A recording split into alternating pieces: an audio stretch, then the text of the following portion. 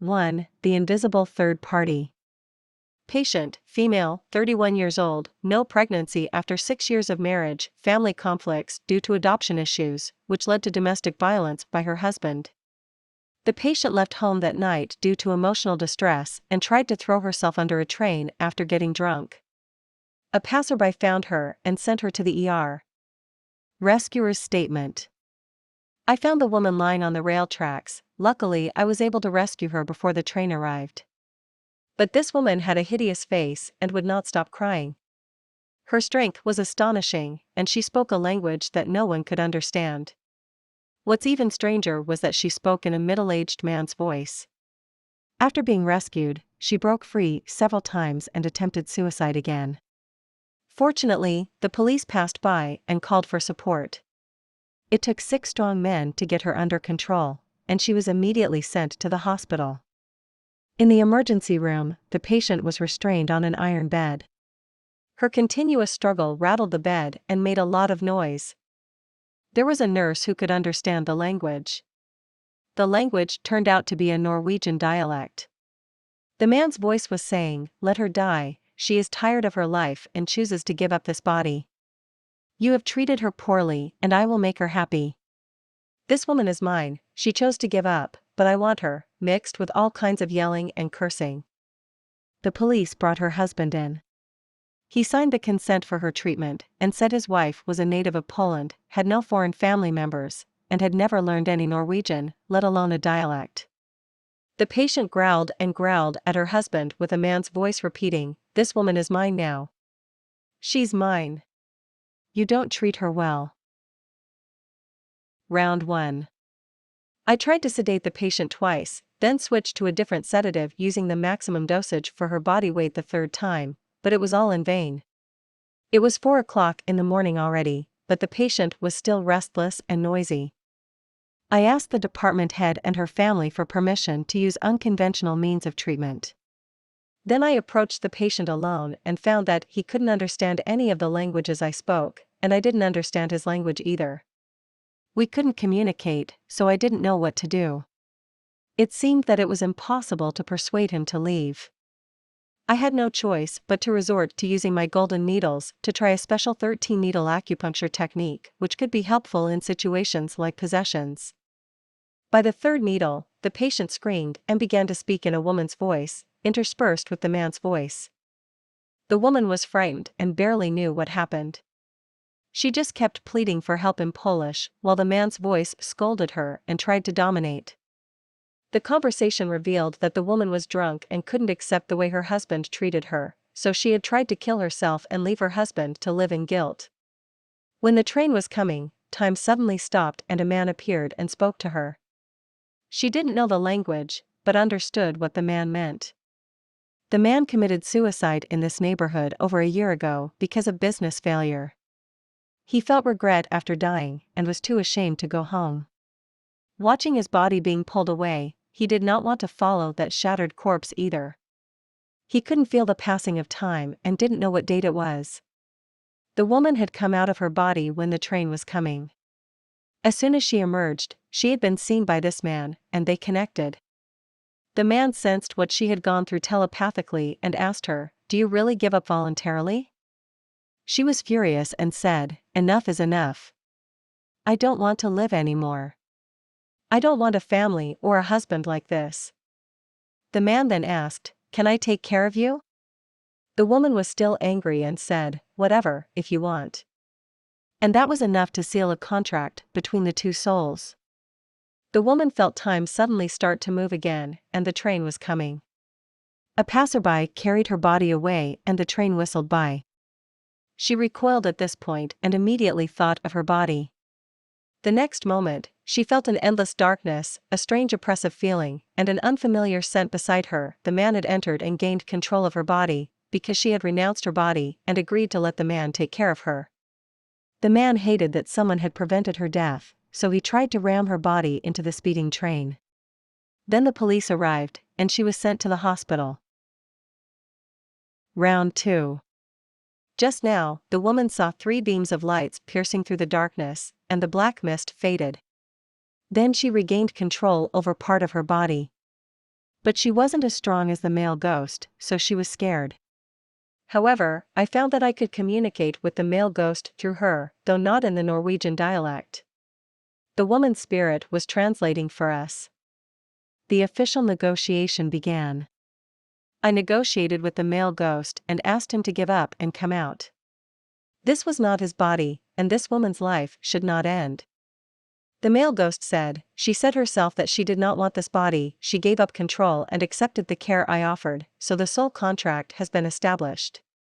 You have no right to interfere with her free will. She was drunk and emotional. Her mind was not clear, I said. What she said doesn't count. Now she's made it clear that she regrets it. The contract cannot be voided unilaterally, the male ghost said. Karma is formed as soon as the words are spoken. She must go with me. This physical body is dead. Her family treats her poorly, and I will treat her well. She is very pretty. If you don't leave, I'll keep inserting needles, I said. It's going to be very uncomfortable. I'm a ghost, what do I have to be afraid of? The male ghost said. I can't die again.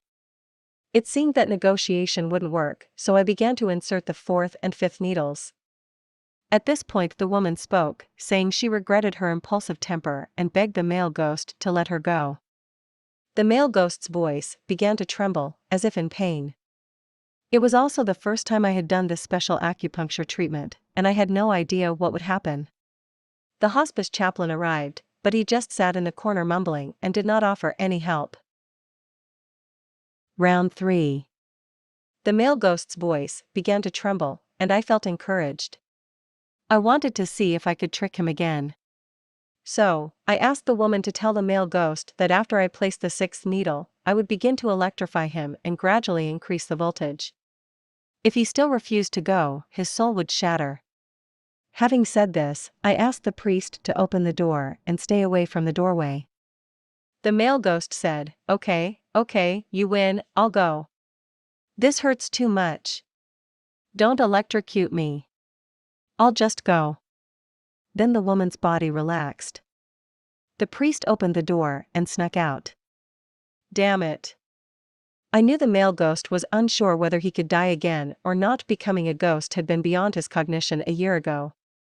There were too many things that had surprised him during that year. Logic had already become meaningless.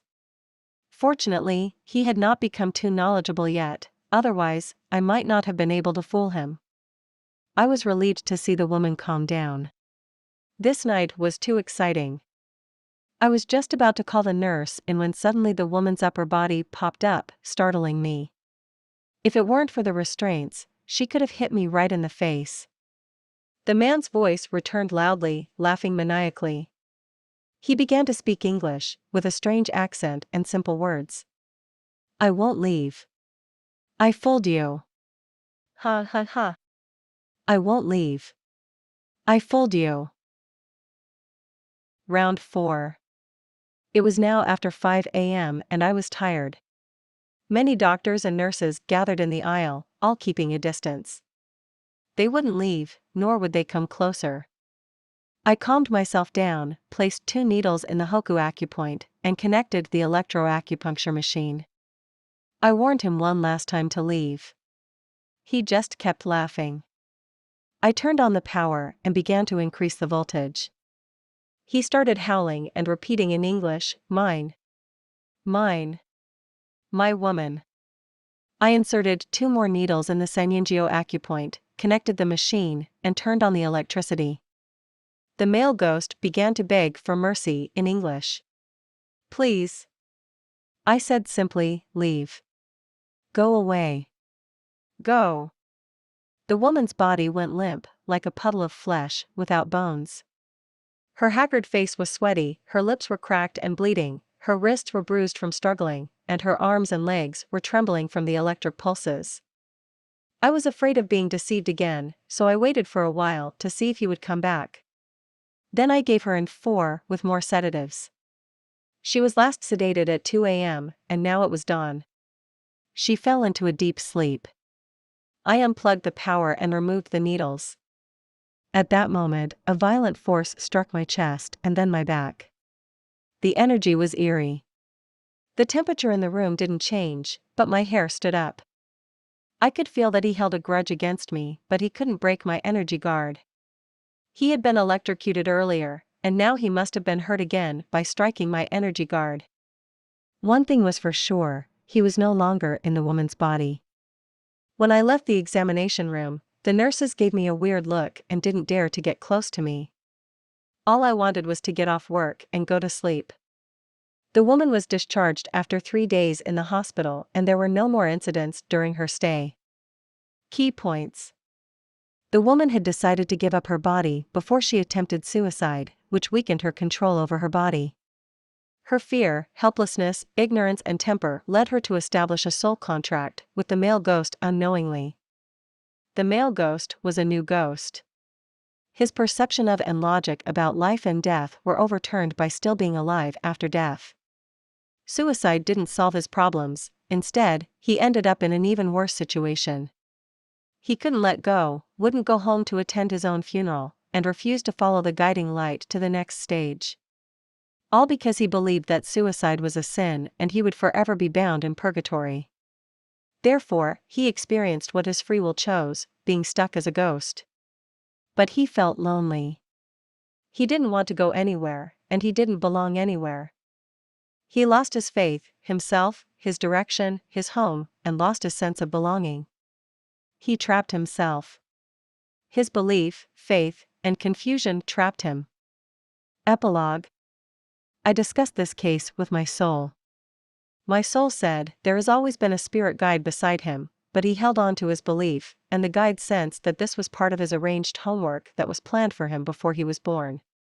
It was an accident that he victimized that woman. An add-on assignment to teach the woman a lesson, a warning. Her suicide attempt and rescue were both planned before her birth, but being overpowered by a ghost was not. This plot was added in order to wake up the male ghost and to teach the woman to treasure her life.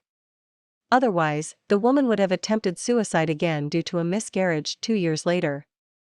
She arranged her pregnancy in 2 years, but discovered the fetus was deformed after the first trimester, and she had to have an abortion. The loss devastated her, but it was another life lesson for her. Her second suicide attempt was meant to be successful, but after being possessed, she will not consider suicide as a way out anymore. In 2 years, she will still have the planned miscarriage, but she will only be depressed for 2 years. At the age of 37, she will get pregnant unexpectedly and give birth to a baby boy.